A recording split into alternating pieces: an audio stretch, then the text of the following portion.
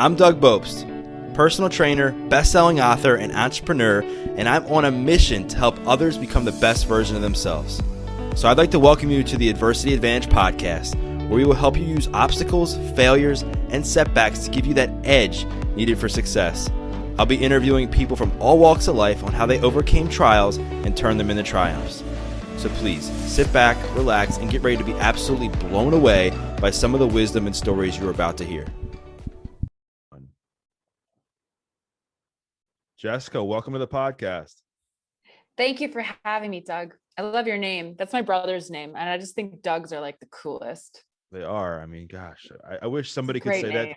Somebody should just say that to me like every morning when I wake up. It would be like the greatest alarm clock to be like, Doug is the greatest name. Doug is the greatest name. It really is. I love my brother. He's like my favorite person. So I have such an affection for like a Doug. It's just a great name. It's a rare one.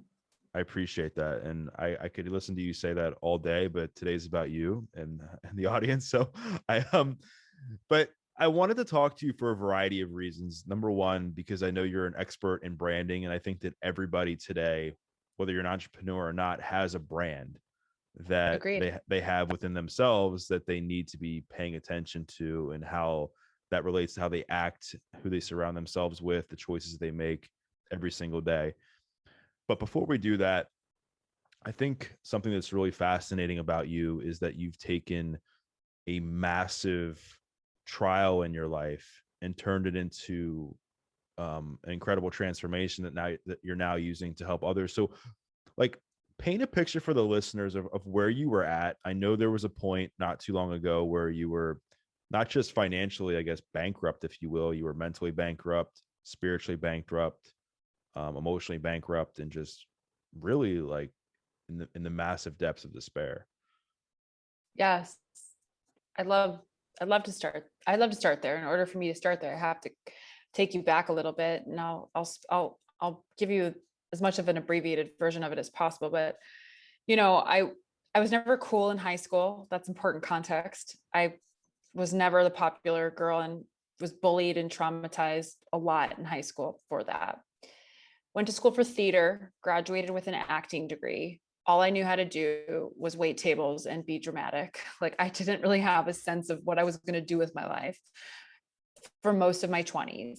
And then in my late 20s, around the age of 26, I started a business for the first time. And I really kind of accidentally, very fortuitously fell into entrepreneurship, which was a brand new concept for me at the time as a struggling artist, with not much experience in anything else but being an actor and being a bartender, really. So I built this website. It was an online blog for girls that really exploded. And it became the largest online platform for women in the city of Chicago for ending up becoming 7 years. I grew 100,000 local readers. I worked with the biggest Fortune 500 brands in the world.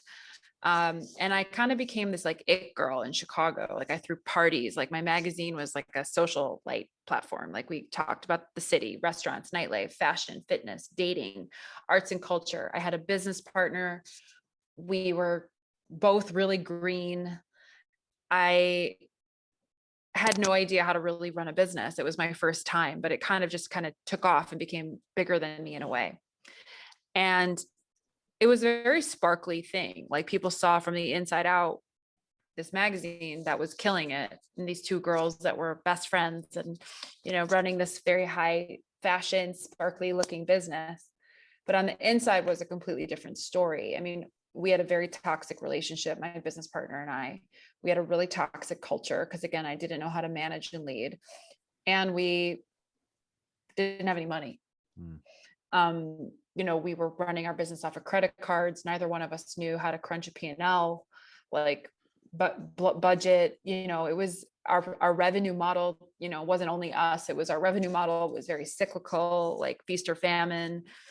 We were constantly chasing checks. We could barely pay our employees at months and had to kind of cover it up. And it was horrible. And like, we were the last people to get paid because we were the owners. And so I found myself about 5.5 years in to the 7-year journey, broke, like had to borrow money from my parents, broke, to pay my phone bill broke. You know, back to the high school, never being cool. All of a sudden I was cool, or I thought I was cool because I could get into any nightclub I wanted in Chicago, and I had a big following, and all of a sudden I, was really operating from this place of unconscious ego and unconscious wounding, and also known as inauthenticity, without realizing it for years. And it caught up with me. I mean, I crashed from burnout. I got physically sick. I had to have surgery. I had a nervous breakdown. I was broke. Like, I was living a lie. Like, it was horrible. And it really was that breakdown in that moment of like actually hearing the truth of my higher self telling me how to out of alignment I was, that set me on this path to become responsible and accountable, first and foremost, to what I had created, like, which was kind of a mess, and to really hear the truth of my higher self, which was like, this isn't you. You're not going to plan fashion parties and party 6 nights a week and, for the rest of your, like, this isn't your purpose. This isn't your destiny. Like, you're bigger, and also to recognize that my business, this thing that I had created over the course of now 5.5 years, wasn't me. It was a thing that I had created, and it was separate from me. And it was okay if I wanted to walk away, although that decision took me 1.5 years to like basically cut off my own right arm. Like, that's how connected I was to my identity as this cheeky girl. And hired a life coach, started to do the real spiritual work, began meditation, started to pay off my debt, went through a very bloody business divorce with that partner of mine, and ended up walking away after 7 years of something that felt like abandoning my whole identity in order to step into my truth and really start over. And that's what I did. And that's really what I'm teaching and doing now with my work, is helping other people own who they are and own their story as part of their mission, as part of their message, and building their personal brands around authenticity. And that you can actually be way more successful and fulfilled when you do that than, operating from a place of persona. And so that's really my journey in a nutshell. Wow. It's super inspiring. And I relate to a lot of that, specifically like the lack of identity.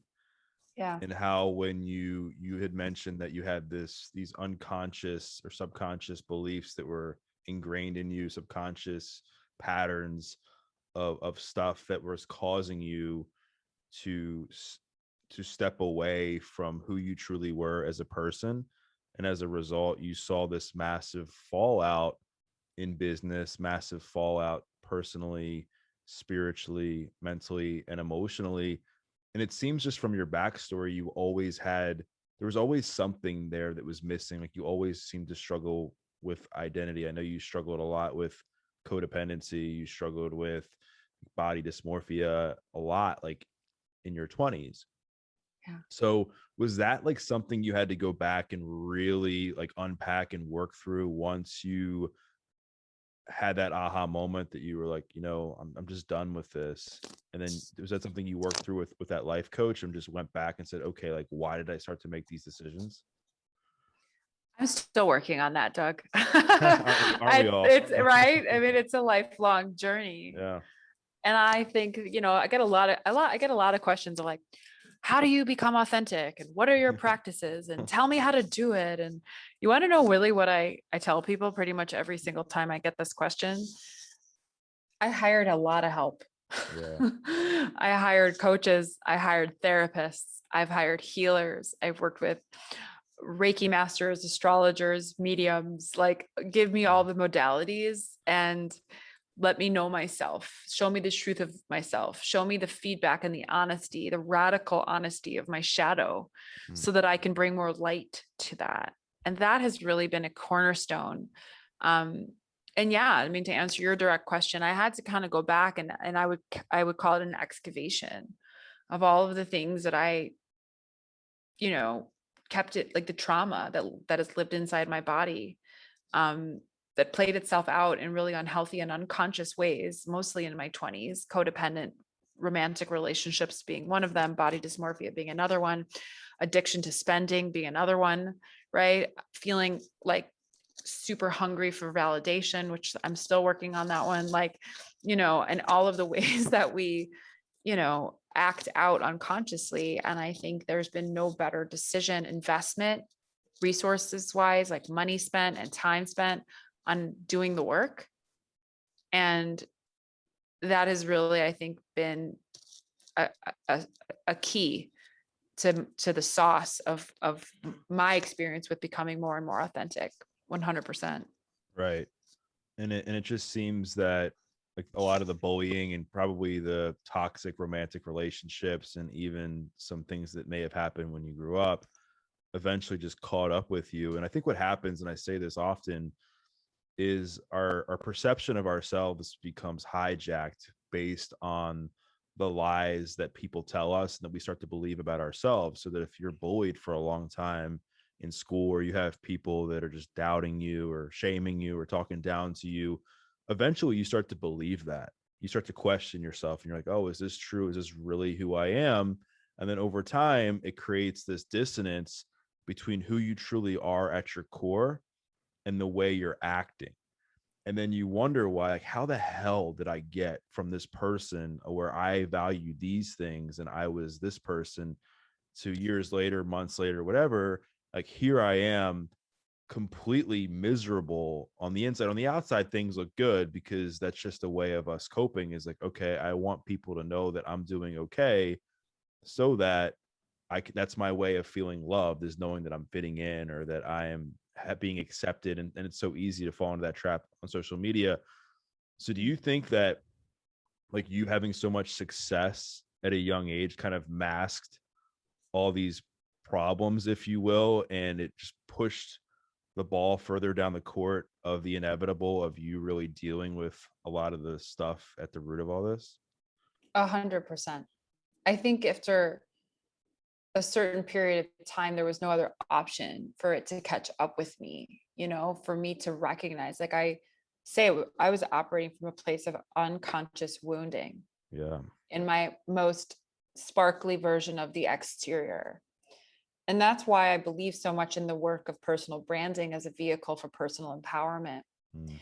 because people will associate personal branding with image and with the external and with projection and perception. But the journey of building a personal brand starts within, and it maps to life itself, which is the journey within. It's actually not at all the journey without. It starts with going as far deep inside of yourself to know yourself, understand yourself, love yourself, be yourself, in order to show up in a more, what I would call, integrated fashion. And back in the day when I was running Cheeky, I wasn't integrated.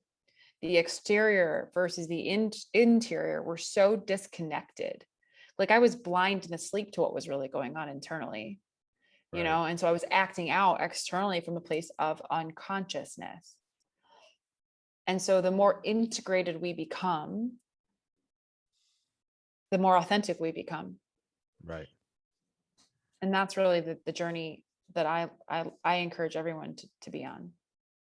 Yeah, 1,000%. Because I think the secret sauce to life is making sure that the video matches the audio. Like what you You say got it. online is what happens when someone's when we're recording you off camera, when you don't even know you're being recorded. That's how you're carrying on and being yourself. And it's a good segue into our talk of branding, because I think what you just did is the essence of what makes a good brand. It's being vulnerable. It's really trying, it's speaking your truth. It's not being afraid to share openly and honestly, and also talking about like the lessons and the come up out of that. Because I think there's one side of the coin where you can just talk about all the successes and all the accolades, and that can be a turn off, right? And I think the other side that can be a turn off is if you get to the person who just constantly complains about their life like nonstop and puts like the sob stories on their page all the time. And not to say that some of those aren't justified, because certainly they can be in some cases, but you get what I'm talking about. The people that are constantly complaining about their lives and they're not taking any action on changing themselves. Let's double click into this because it's Let's such a go. good, just such a good conversation to have. So, your podcast is called the Adversity Podcast. Like Yeah.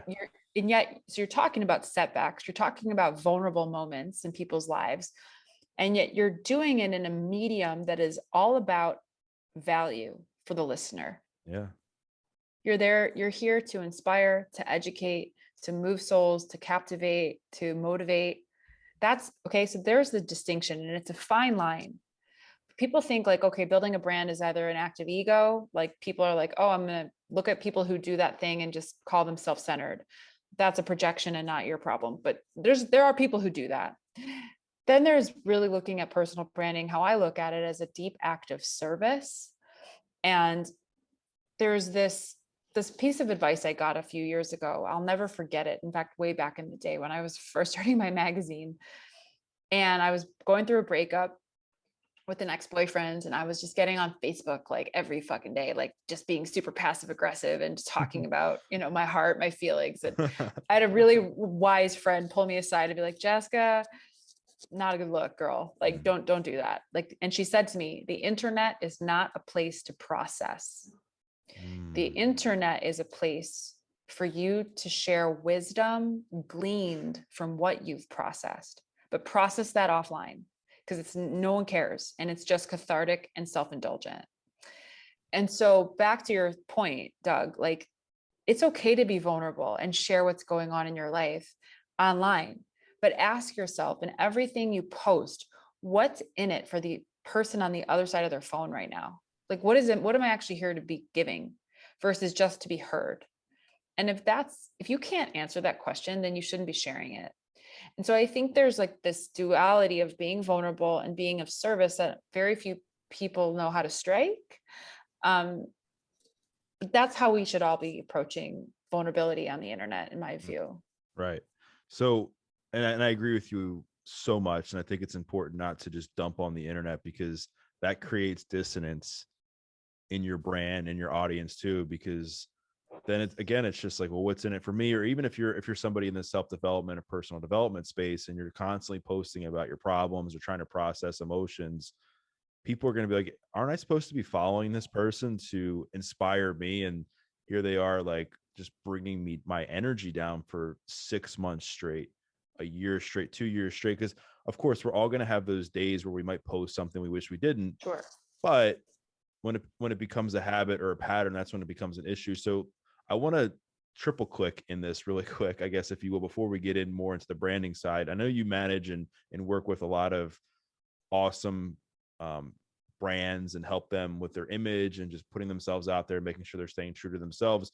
Like, what are some of the things you help coach them on? Like, what are some tips you give them when they're going through a massive like time of emotion, to be able to practice that pause and not respond or post emotionally? I mean, I think that's just it. It's the distinction between responding and reacting. And that's partially the benefit of working with Simply Be, is that we have your back and we're your partner and we keep you accountable and we're your resource. And it's like, we've had a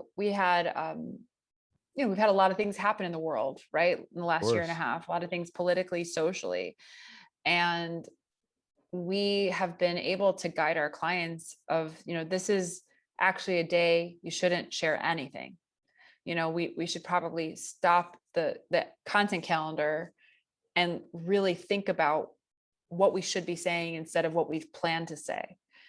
And I'm giving this out to your audience for, if you work with a Simply Be or you work with yourself, to really be conscious, one, of what's really happening in the world and how your voice, yes, does matter, but what narratives might need to take precedent, and how can you add value to the narrative versus adding to the noise?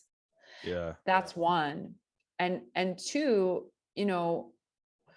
having the ability to kind of look at your content and your channel as not just an awesome like asset to your business, but a responsibility that you actually have to the people who follow you. You are your own media channel.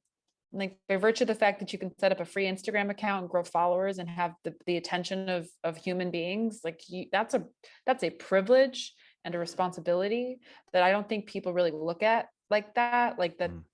that they should honor and truly respect and revere.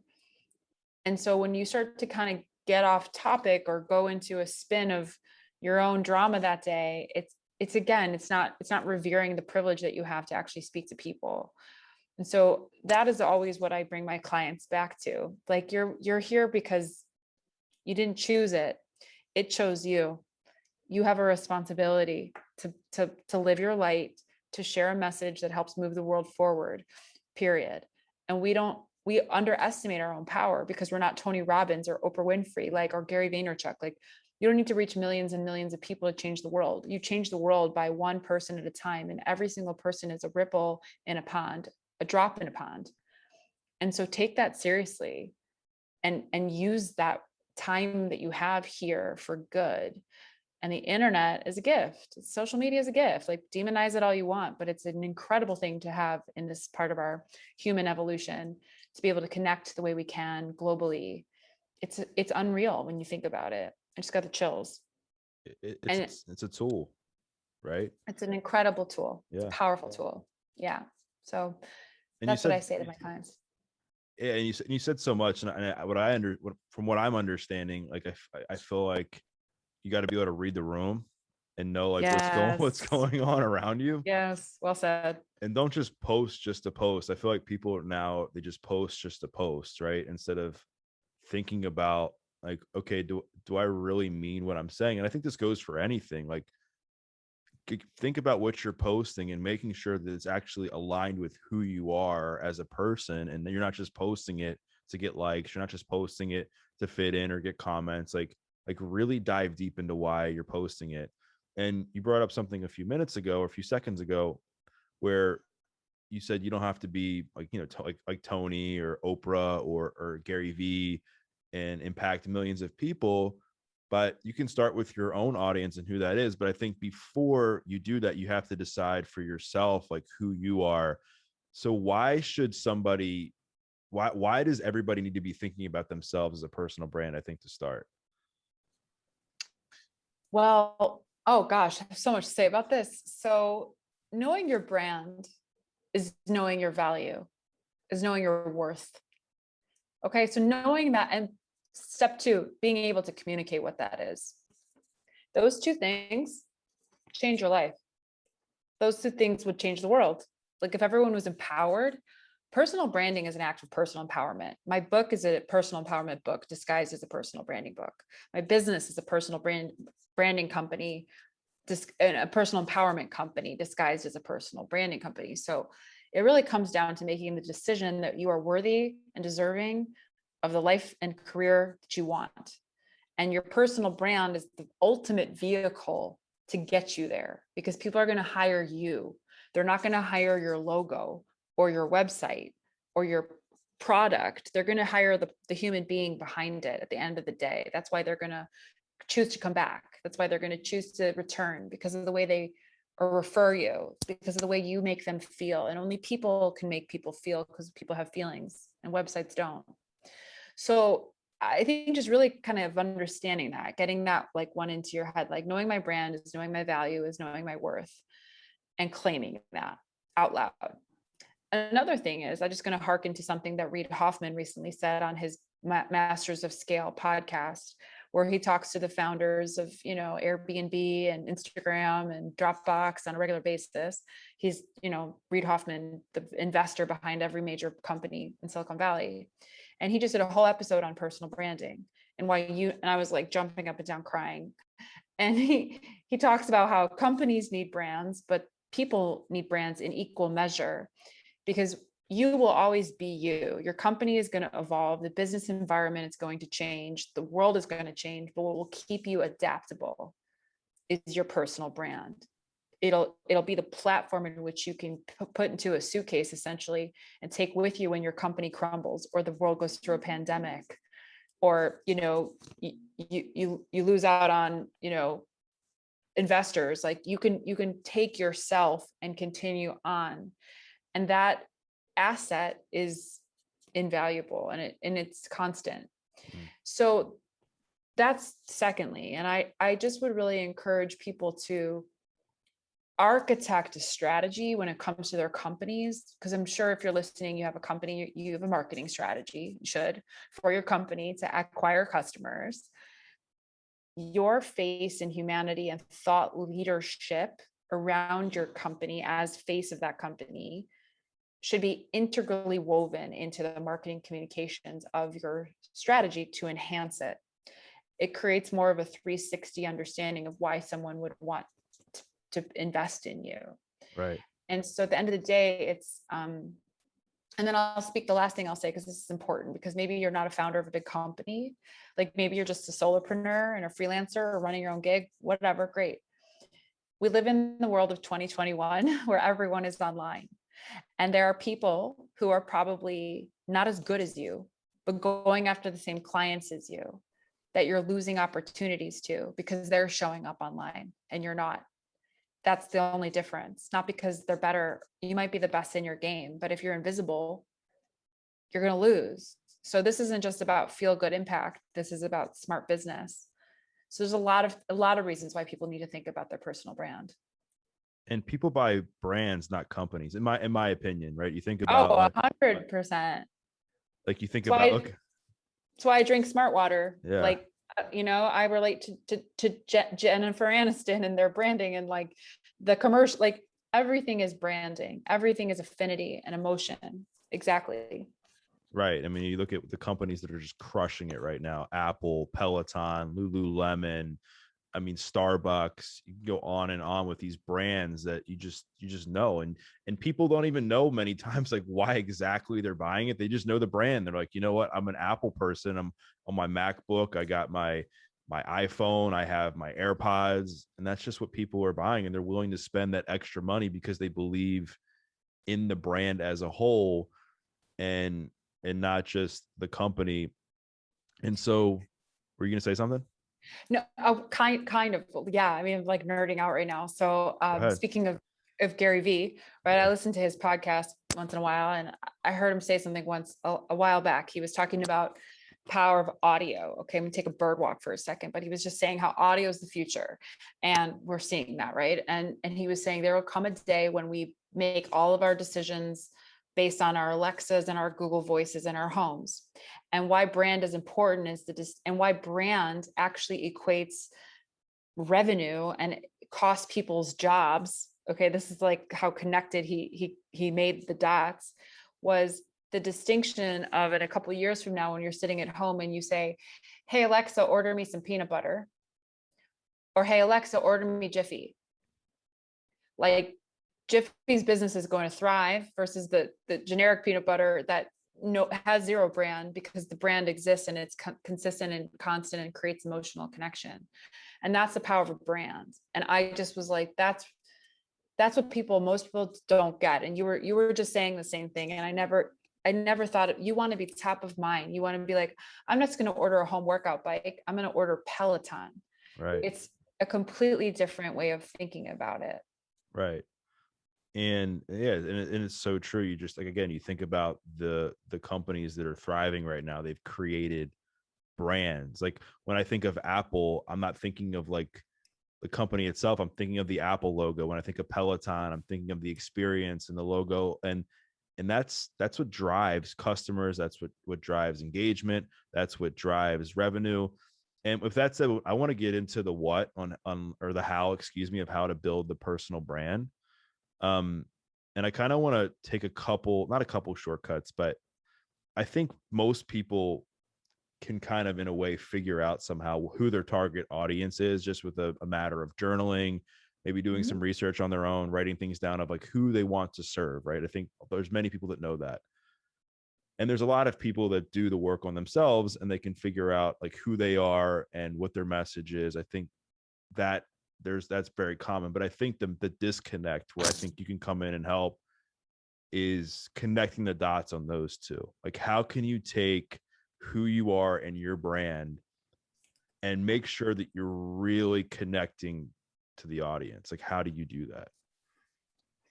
You read my book. I'm flashing my book now on I Zoom. see it. So no, really. So I'll actually speak to this because I created some methodology. Like I've trademarked a whole series of tools. Like I created an approach to branding a person years ago, and I tested and I learned and I tested and I learned, and I came up with like a bona fide approach that I call a methodology that I trademarked because I believe in it so much and it works. So the first foundational tool that I created was called the hologram. And this is to answer your question. So the personal brand hologram. And so the question, the problem I think that most people have, which is the problem that I believe I'm solving here, because you're talking about like, how do we connect with our core consumers, which are like the people who need us, like the feeling of connection, and people buy based on emotion, right? And then also the elevation of like my expertise and, you know, really telling my story in a way that makes me credible. And so the hologram is here to help you do that, kind of reconciling two problems. The first, I wouldn't call it problem, but more of a way of thinking about it, and just facts, basically, which is one, branding is an exercise in clarity. Okay. I say this all the time. If you're going to remember anything about branding, remember this: it's an exercise in clarity. It doesn't matter how well you understand your own brand. You should. What matters is that someone who's never heard of you before can understand it in less than 15 seconds. Like that's the nature of the saturation of the noise today on the internet. And you've got to cut through. And the way you do that is clarity, not content, not more noise, but the right noise. So, okay. So branding is an exercise in clarity, but then we have people who are complicated, who are not meant to be understood in less than 15 seconds. We have 80,000 thoughts a day, according to science. Like there's so much you could say about yourself. And so the hologram is here to reconcile that problem between branding as an exercise in clarity, and yet you have a lot of things you could talk about. How do you become seen as an expert to be legitimate to your core consumer? And how do you become human to emotionally connect to your core consumer? And so the hologram is a framework with 3 sections. The first is your headline. So if you think of like Oprah Winfrey, you know, like Super Soul, or Gary Vaynerchuk, like hustle, it's like this feeling, word, energy, statement that like is immediately associated with you. And that hologram exercise helps you define what that is. It's really quite incredible. And then there's 4 pillars. So just 4 pillars of your brand that you stand upon, that are pieces of your expertise in your life that you own and that you get really consistent with. Because here's another big secret about like building a brand called you. You are who you say you are, over and over and over and over and over again. That's it. Like just, you have to pick your narrative, and then you stick to the script, and you start to become known as the adversity guy. You start to become known as the personal branding girl. Like consistency is queen if clarity is king. So the pillars make that really easy for you to start to create content, to market yourself, to become an expert, why someone would pay you money, and also why someone would like you and want to work with you. And I always say, pick like 8 to 10 pillars. Like if I were to say to you, Doug, between now and the day that you die, you can only talk about 4 things, just 4. You'd probably choose things that light you up the most, things that you care about the most, and things you know about the most. And I'll say to those listening, well, people will be like, well, I know most about my children, but I don't want to share my children online. I want that to be private, and it's not part of my personal brand. Fine, great. You get to pick your own narrative. So think about the things that showcase the depth of your expertise and the depth of your humanity. And if your children are not on the table, then pick a different passion, pick your faith, pick your affinity for travel, pick women empowerment. Like, what are the elements of your brand narrative that, again, will connect from a human standpoint while elevating your expertise? And so all this to say, the hologram will walk you through this, because we can create content all day long, but if it's not connected to an actual strategy and a clarified story, you're going to come off like a hot mess on the internet. Most people do this. And so I always say zoom up before you create a single piece of content.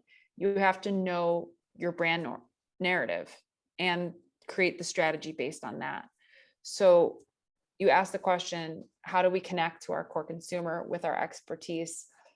That's the approach. And it works like a charm.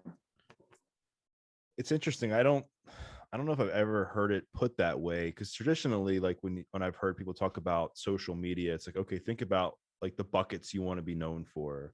So it could be like fitness, nutrition, faith, mental health, anxiety, whatever it is, and then you focus on posting that or staying true to that. But I've never heard it like put like for like till the day you die, like longevity, like more like longer vision. Because I feel like when you're thinking more in the long term, it's probably going to be more true to your core, because now you're thinking like, what is at the core the most important things that I want to make sure I'm talking about until the day I die? Not right now what's cool, but like long term. And then I think you can reverse engineer and then kind of go not backwards, but you just stay true to that. It's kind of like one of the greatest exercises I think somebody could do is like, and I learned this from an early mentor of mine, Todd Durkin, is like writing down like, what are the 5 things you want to accomplish by the time you die, or something like that. Like, what are the things you want to accomplish by the time you die? And then you can like backtrack that.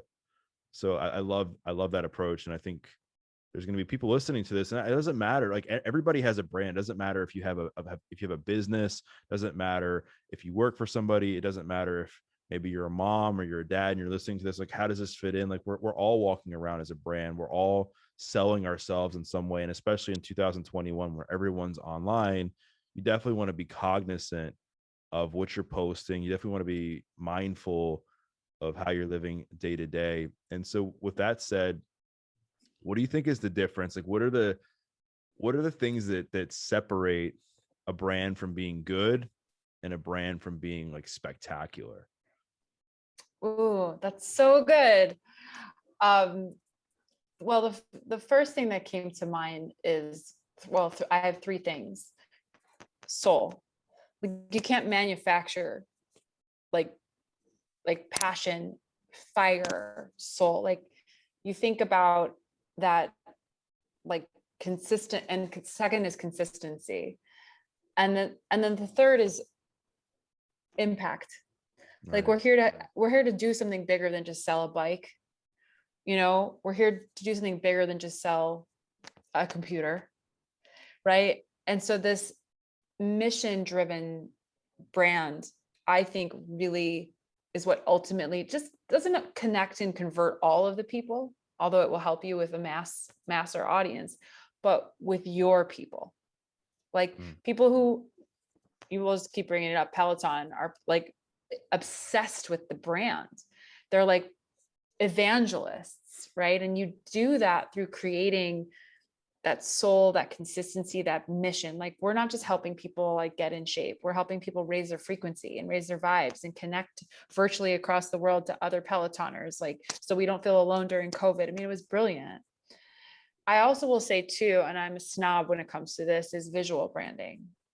You really do have to think about your look and feel. Like, it doesn't have to be beautiful and different strokes for different folks, but coming up with what you love aesthetically and then staying consistent, having a polish, is a game changer, because we are visual creatures. Like, we process visual data 60,000 times faster than written text. It's the reason why Instagram is so incredible, because we like looking at things. And I will say to the day that I die, this, I write about it in my book, the color yellow has changed my career. Like, it opened up doors because I stand out. And it's not just the brightness of the color, but it's in my consistency when using it.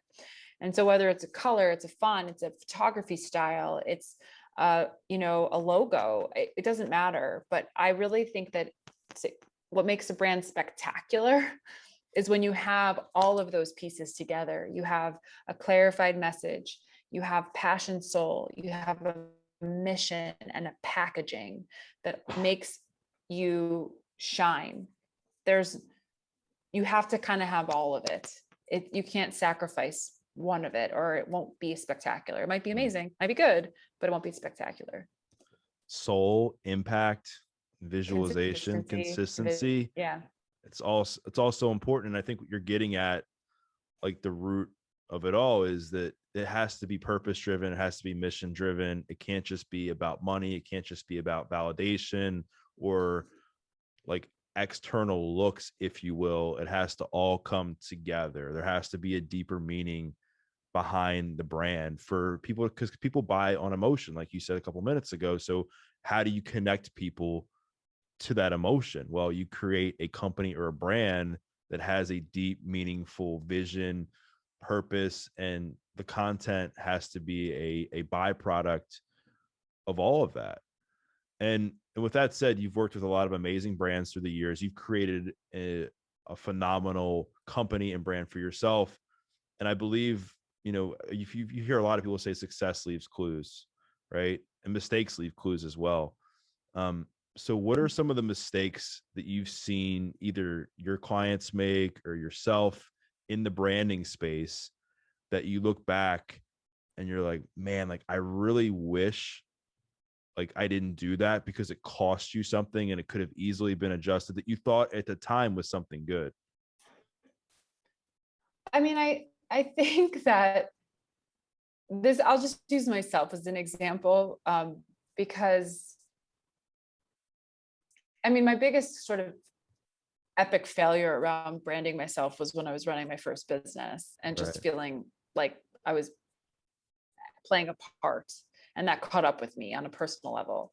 On a professional level, I'll say that when I started Simply Be, I started taking a bunch of different tactical approaches to marketing my business. And one of the things that I did was a video series called Simply Be TV that I put on YouTube, and spent, I don't know, 15 grand, 20 grand producing it. Like it was a huge investment. Like it was full stop production. We came up with all these crazy videos. We invited our clients in, we did some interviews. It was really conceptually genius, but I didn't have the bandwidth or the wherewithal, to be frank, to rock YouTube. And it didn't go anywhere. Like I didn't get very many views. It didn't move any needle. It was just like something that I could now say I did and tried, and it didn't really work. Right. And I think, I share that because I want people to be very like gentle on themselves. Like you're going to try things out strategically, tactically, creatively that aren't going to land, that you think will, and pick yourself up off the ground. Don't lick your wounds too long and just try something else. And, that was really the inspiration for me to do a podcast. I was like, well, fuck video. I think I can probably get more leverage with my time and, resources with a podcast.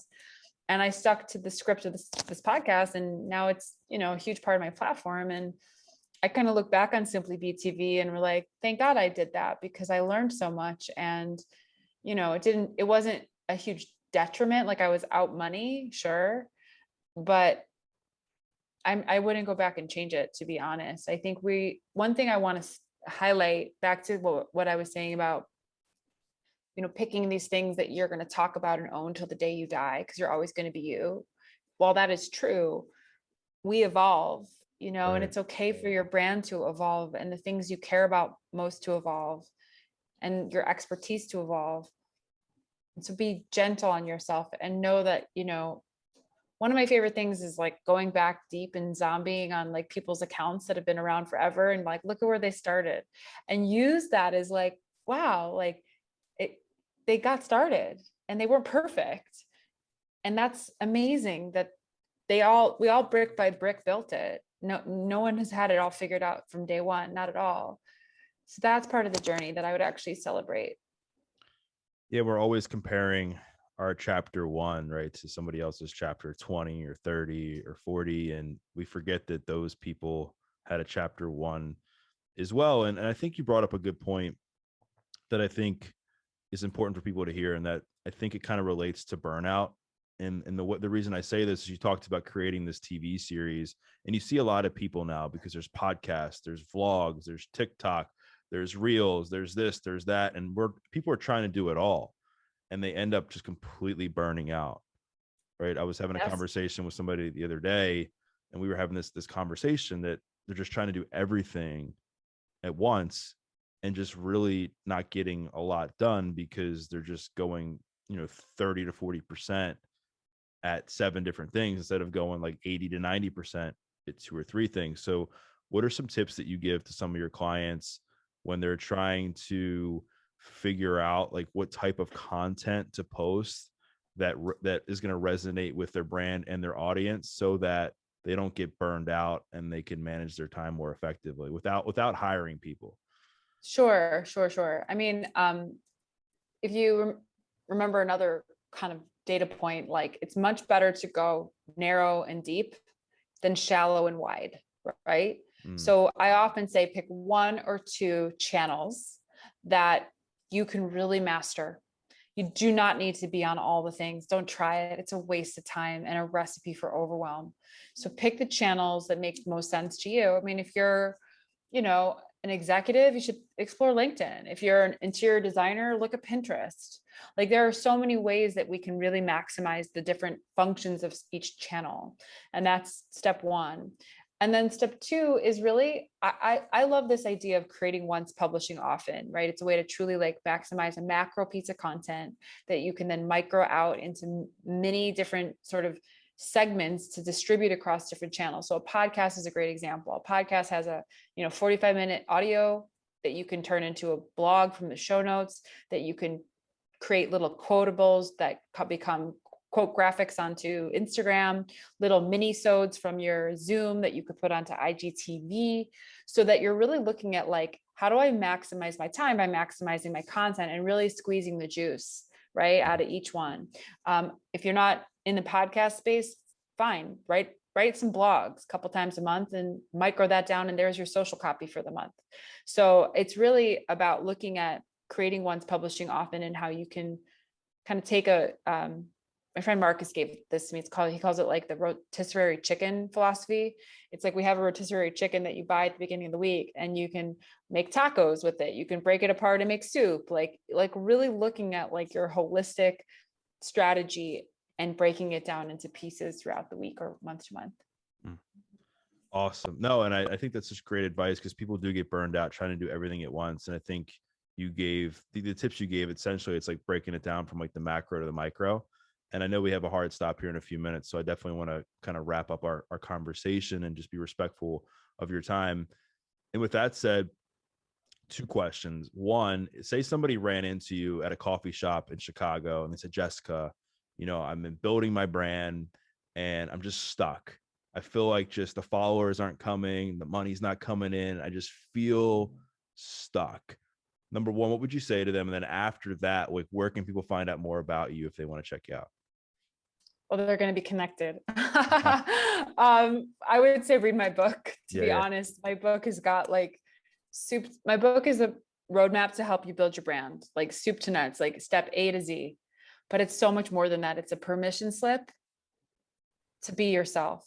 And I would probably say to that girl or guy at the coffee shop that you're not stuck because you don't know how to craft the perfect Instagram strategy or build the beautiful website. You're stuck because you don't believe that it's you and that you are worthy and deserving of making a lot of money and being seen in the world in a big way. So get that mindset shift going first and make the decision that you deserve it.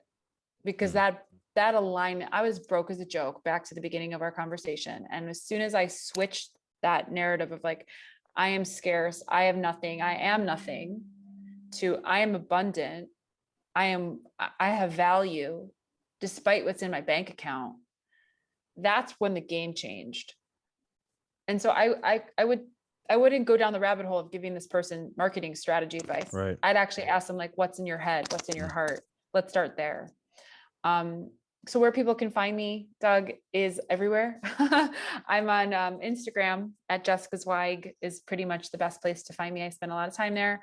My website, jessicazweig.com. You can learn about Simply Be at simplybeagency.com, and you can buy my book, Be a no bullshit guide to increasing your self-worth and net worth by simply being yourself, on Amazon, Barnes and Noble, independent bookstores, wherever books are found. Amazing. And I love that advice. I love how you would just share to make the person go within. And I will make sure to plug all your social stuff, your book in the show notes. So that way people can check you out, because I'm sure they're going to want to connect with you. And Jessica, thank you once again for your time. And for those listening, check her out. She gives some amazing tips on branding, on marketing, so that you can be your truest self and help wherever you're going, and then help your customers as well. And once again, like I do with so many episodes, tag Jessica, tag myself with a takeaway, or maybe you bought her book. We love to hear feedback. We love to know what you thought. And we thank you for listening to this episode of The Adversity Advantage. I'm your host, Doug Bopst, and we'll see you next time.